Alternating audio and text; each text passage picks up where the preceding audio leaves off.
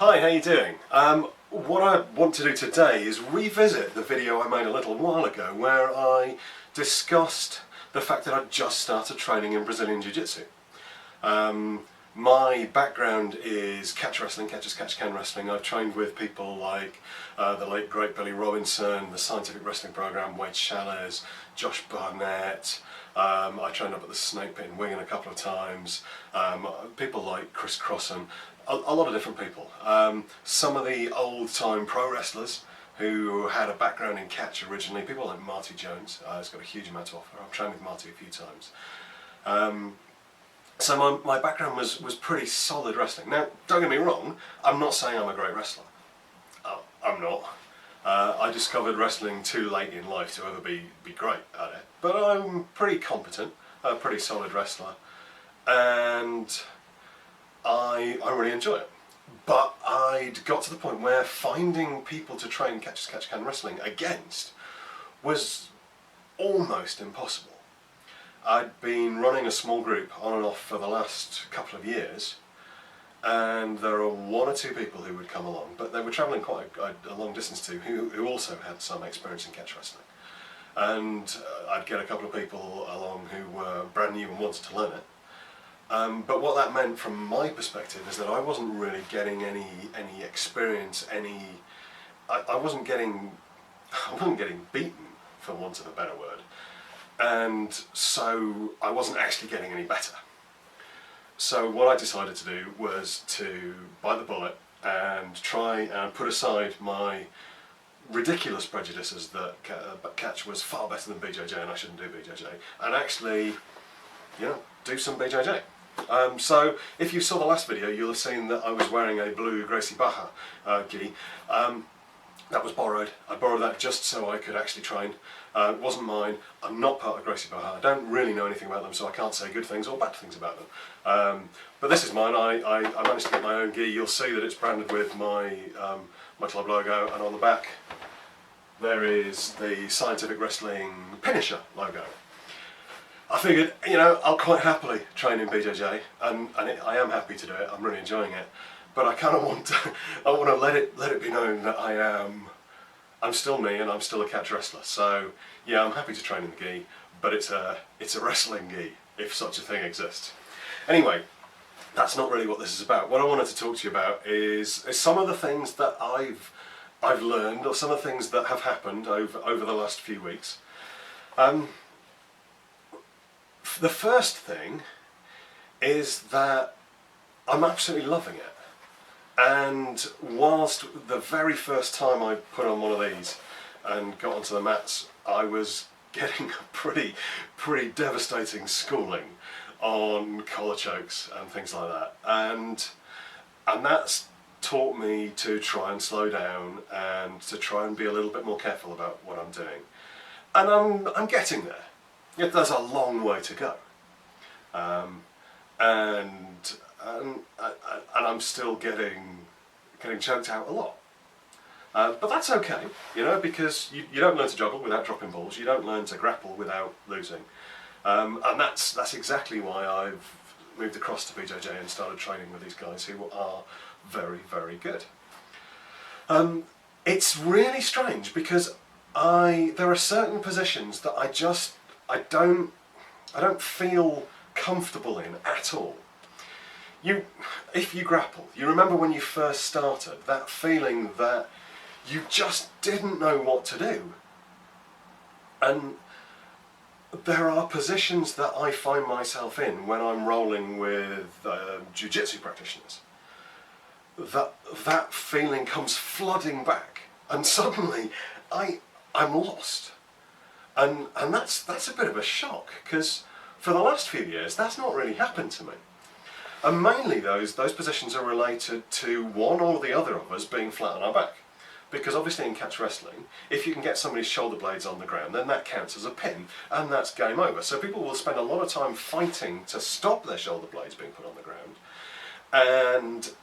And if you do manage to get somebody's shoulder blades on the ground, then that's effectively that particular level. That's effectively the same as tapping out. You stop, you start again. That's an end goal. And that's not true in BJJ. So that's something that I'm still struggling to get my head around.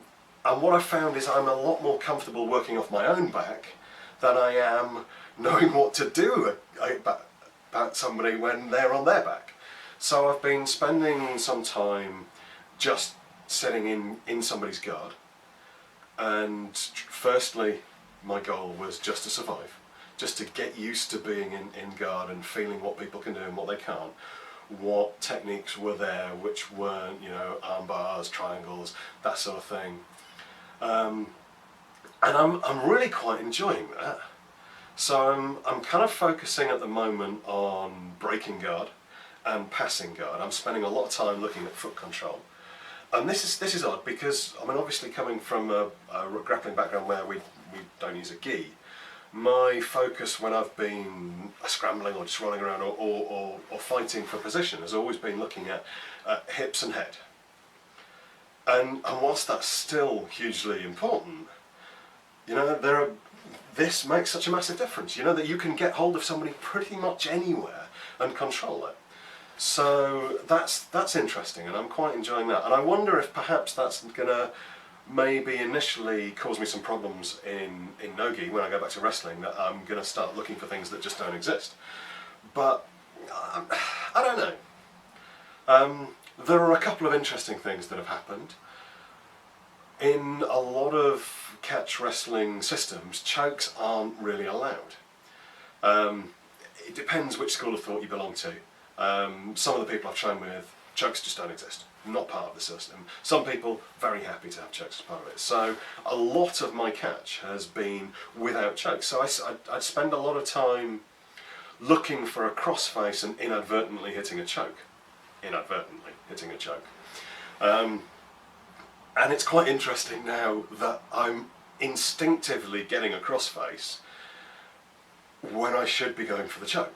And that's an interesting switch that I'm struggling to make, which is quite nice. One of the other things that I'm quite liking a lot is that people seem to give me their feet a lot. For example, when somebody's looking to sweep from, I'm in their guard, they're looking to sweep and get to a mount, they invariably bring a foot up, and that to me is just screaming heel hook. And obviously there are questions about legality of heel hooks, especially for a white belt. But do you know what? Screw that. If you give me your heel, I'm going to take it. So that's quite interesting. One of the other things I quite like is that every now and again we'll be rolling and suddenly something will just click, and all of a sudden I'm happy and I'm winning. I'm quite good, as you would expect for somebody that's practiced wrestling for several years. I'm quite good at using my weight to try and dominate a position, to make my opponent suffer, to kind of stack them up and use my weight to compress them and to make it difficult for them to breathe, make everything uncomfortable. And that's something that I just do instinctively now without really thinking about. And every now and again, I'll find myself just switching into autopilot, and that's nice, because it took me a long time in wrestling to get to the point where I could just click into autopilot and I wasn't really thinking about what I was doing, things were just happening. And having taken that step back, that's no longer the case in Jiu-Jitsu. I'm constantly having to think about what's going on, and obviously that slows me down and puts me at a disadvantage. But that learning curve seems to be pretty steep, and I'm moving up it pretty quickly. So that's a lot of fun. But one thing that this has taught me is that I'd become a pretty lazy wrestler. I relied on the fact that I was a big guy to be able to control people.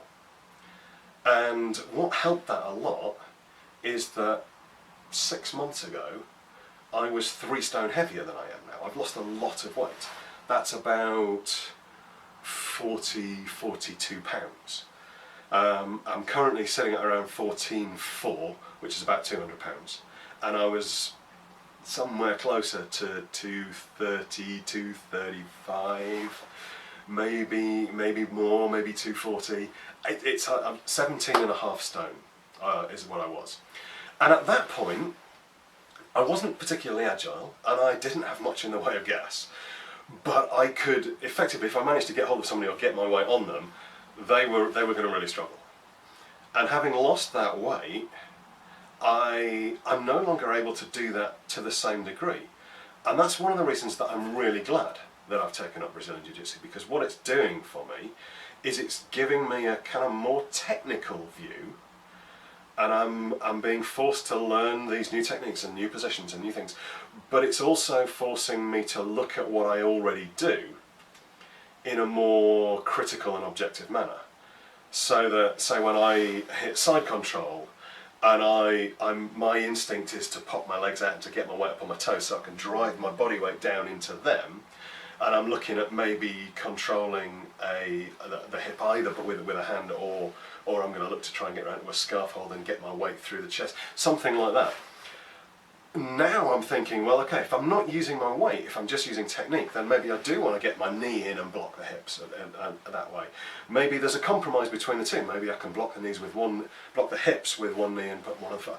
And it's forcing me to think, and that's great, because that's what's making me a better grappler. So it's still very early days, and I'm about to have an operation which is going to put me out of action for 2 or 3 weeks, so I'm not going to be doing any grappling in that time. So it's going to be a little while before I manage to keep going with this, but I'm still loving it at the moment. Very much enjoying Jiu-Jitsu, and I'm really pleased actually that I stopped being a bit of a prick about the fact that I do catch, I can't do Jiu-Jitsu, and just decided to say, grappling's grappling, let's use what I've got and let's learn from you and let's try and make me a better grappler, because it is. That's exactly what it's doing. It's making me a much better grappler, and yeah, I'm loving it.